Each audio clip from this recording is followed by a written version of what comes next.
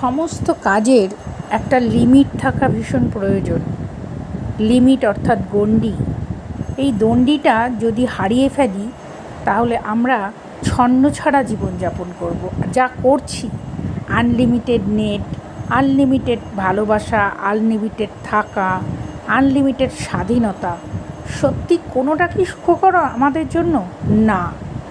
Materialistic দুনিয়ায় হয়তো আমরা সুখী, ঘরে আমাদের সব আসবাবপত্র আছে, কিন্তু আমরা মানসিকভাবে কেউ শান্তিতে নেই।